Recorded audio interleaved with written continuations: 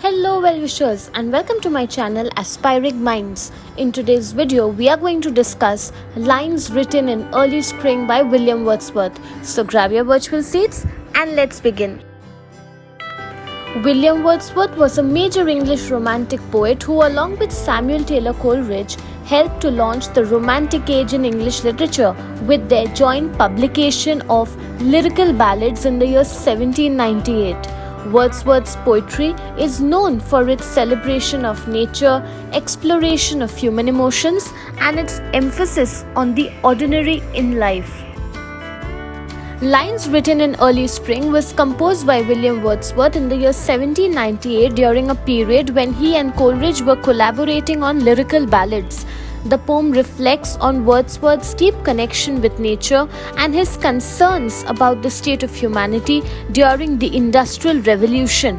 It was a time of great societal change because new industries were being set up, which was causing environmental degradation and also causing social changes. People were moving from rural to urban areas, so there was a lot of change that was happening, something good and something bad at the same time. The central message of the poem revolves around the contrast between beauty and harmony of nature and the corruption and disharmony of human society. Through observations of the natural world, Wordsworth reflects on his innate goodness of nature and the destructive tendencies of mankind. He expresses a lament for the way human beings have deviated from the pure and harmonious order of nature and are moving towards a corrupt way of life. Stanza 1. I heard 1,000 blended notes while in a grove I sat reclined, in that sweet mood when pleasant thoughts bring sad thoughts to the mind. So in this stanza, the poet describes sitting in a grove or a forest and listening to the various sounds of nature. The 1,000 blended notes refer to the cacophony of sounds which are produced by birds, insects, and other elements of the natural world. The poet is engrossed in deep thinking, where pleasant thoughts about nature are tinged with a hint of sadness, reflecting his awareness of impermanence of beauty and the transience of life, that everything beautiful is going to be replaced by something that might not be as pleasant as the beautiful, and that is how the cycle of life goes on. Stanza 2. To her fair works did nature link the human soul that through me ran, and much it grieved my heart to think what man has made of man. So the poet reflects on the connection between the beauty of nature and the human soul.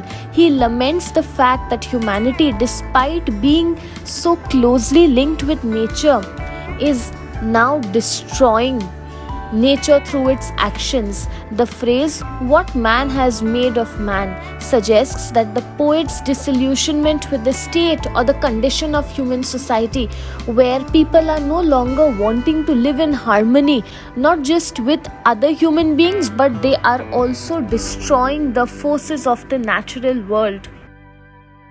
Stanza 3. Through primrose tufts in that green bower, the periwinkle trailed its wreaths, and 'tis my faith that every flower enjoys the air it breathes. So in this stanza, the poet observes the delicate beauty of the flowers in the green bower.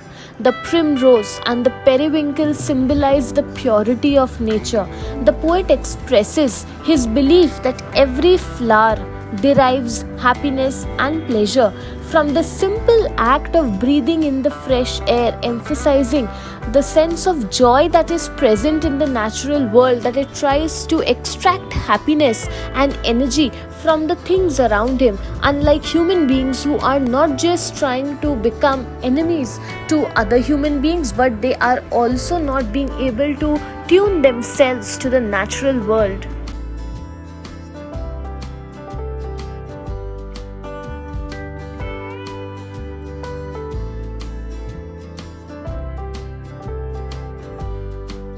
Stanza 4.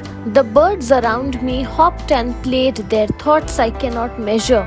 but the least motion which they made, it seemed a thrill of pleasure. So the poet is watching the birds as they play and move around in the forest. He acknowledges that he cannot fully understand what is going on in the mind of the birds, but he tries to interpret it that every moment that makes him observe the birds, he is able to see a sense of joy and pleasure in their activities. This observation highlights the spontaneous nature of creatures in the natural world who do not think or are not stressed about difficult things. Rather, they are able to live life with spontaneity. Whatever life throws at the natural world, it is accepting of that and adjusts to it. However, this is in contrast to the complexities and burdens of human existence.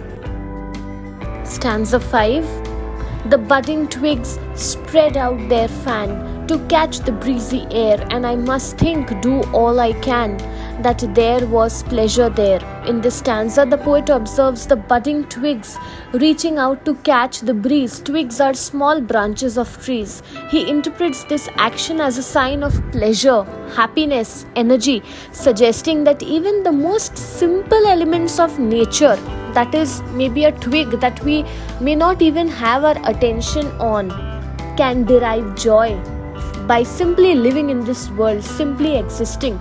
The poet's conviction that pleasure exists in every aspect of nature highlights his belief about the inherent goodness and energy which is there in the natural world, and how we human beings also should try to derive pleasure from common, simple, everyday things that occur around us, instead of trying to run behind material pursuits and false ideas and notions of success.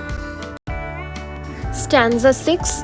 If this belief from heaven be sent, if such be nature's holy plan, have I not reason to lament what man has made of man?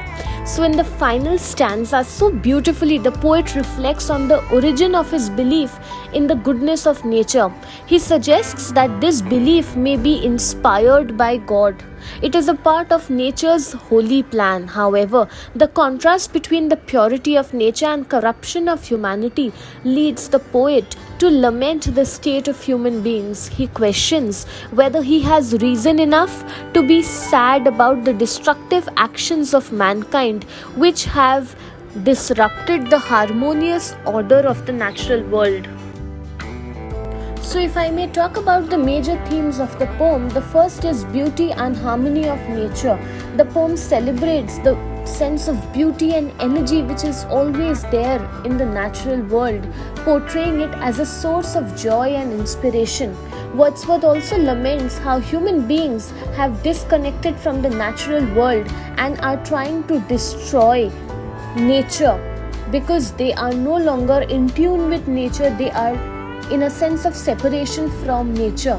The poem therefore reflects on the societal issues of Wordsworth's time, including the impact of industrialization and urbanization on the environment, where the human beings were more concerned about products, commodities, instead of natural elements of nature, and that is how they were destroying the elements of nature.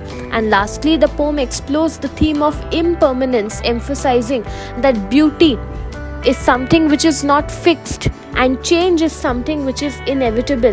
Therefore, human beings must try to go with the flow and embrace spontaneity in life. So that's it from this video. I hope you liked it. Do hit the like button. Subscribe to my channel for more such future updates. Thank you for watching. Bye.